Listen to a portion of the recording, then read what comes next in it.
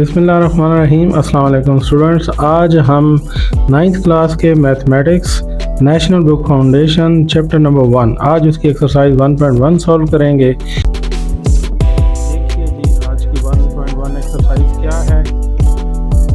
1.1 exercise में पहला question ये है कि represent each number on the number line. सबसे पहले तो आपको ये पता होना चाहिए कि नंबर लाइन क्या है और उसको कैसे ड्रा किया जाएगा, और फिर हम उस पे कोई भी फ्रैक्शन, फॉर एग्जांपल 3/4 जो है ये एक फ्रैक्शन है, तो उसे हमने अगर नंबर लाइन पे ड्रा करना है तो कैसे ड्रा करते हैं। चलें जी, सबसे पहले अपना ये स्टार्ट करते हैं। तो नंबर लाइन पे हमने कोई भी क्वेश्चन अगर सॉल्व करना है तो उसके लिए ज़रूरी है कि आपको पहले आप एक नंबर लाइन ड्रा कर लें। तो हम यहाँ पर एक नंबर लाइन ड्रा करते हैं।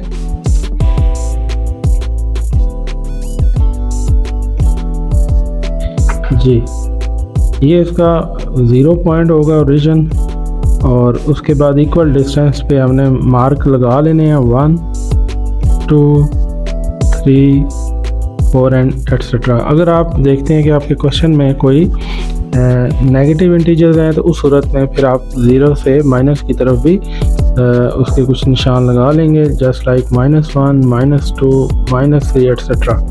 तो अभी हमारा जो क्वेश्चन नंबर 1 था 1.1 एक्सरसाइज का, उसमें पहले एक फ्रैक्शन दी गई थी 3/4 और उसे हमने नंबर लाइन पे शो करना है। अच्छा, याद रखें, वैसे हमारे पास जो नॉर्मल फ्रैक्शन है, आपने पढ़ा होगा पिछली क्लासेस में भी कि फ्रैक्शन की 3 किस्में होती हैं।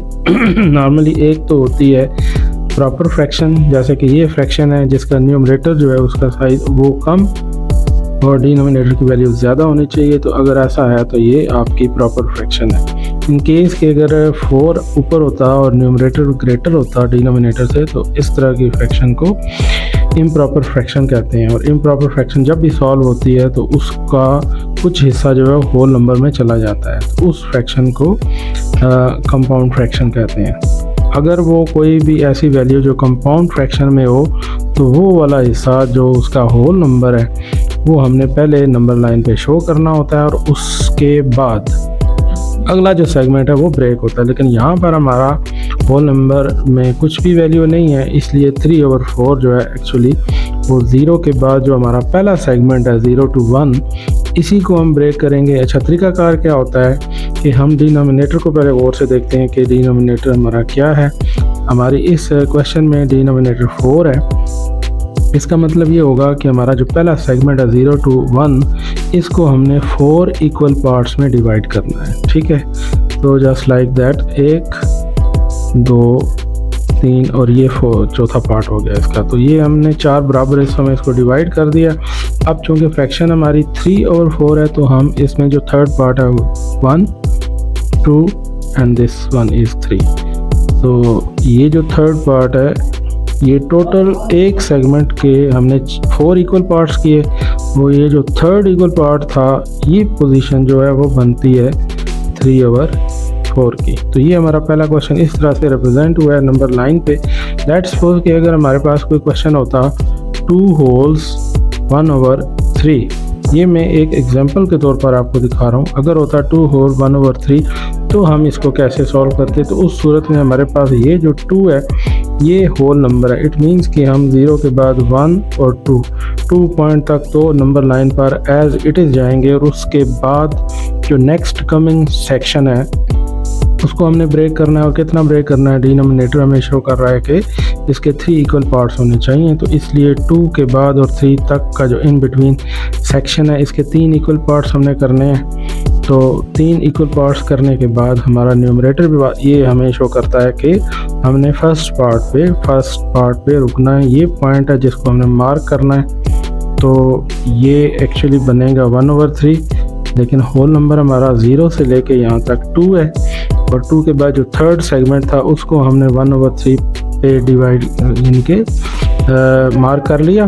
तो इस तरह से हमारी ये जो फ्रैक्शन है 2 होल 1/3, इसे हमने नंबर लाइन पे शो कर लिया है।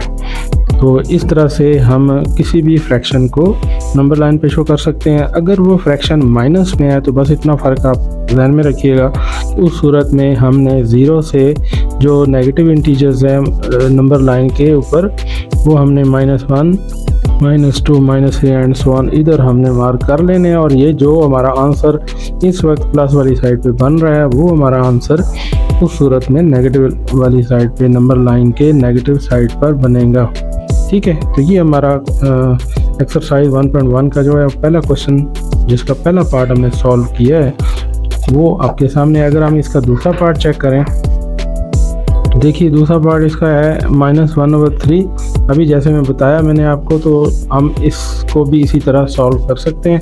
चलो आपकी सहूलत के लिए कि एक दफ़ा नंबर लाइन दोबारा लगा लेते हैं ताकि साफ़ सुथरा सा काम हो।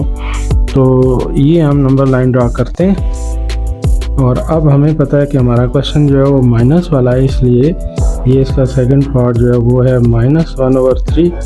तो हम ऐसा करते हैं कि 0 के पॉजिटिव की तरफ 1, 2, 3 पॉइंट ड्रा कर लेते हैं और नेगेटिव की तरफ भी हमने 2-3 पॉइंट ड्रा करने हैं। तो -1, -2 और -3 ये नेगेटिव वाली साइड पे। अब ध्यान में रखिएगा कि हमारा चूँकि क्वेश्चन नेगेटिव इंटीजर्स की तरफ जाएगा इसलिए हम 0 से माइनस की साइड पर देखेंगे कि जो हमारा पहला ई सेगमेंट है उसको 3 इक्वल पार्ट्स में हमने डिवाइड करना है।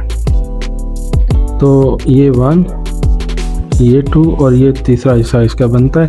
अब हम न्यूमरेटर के मुताबिक हमने फर्स्ट पार्ट को यानी 1/3 हमने ड्रा करना है, इसलिए फर्स्ट पार्ट को हमने हाईलाइट या मार्क कर लेना है।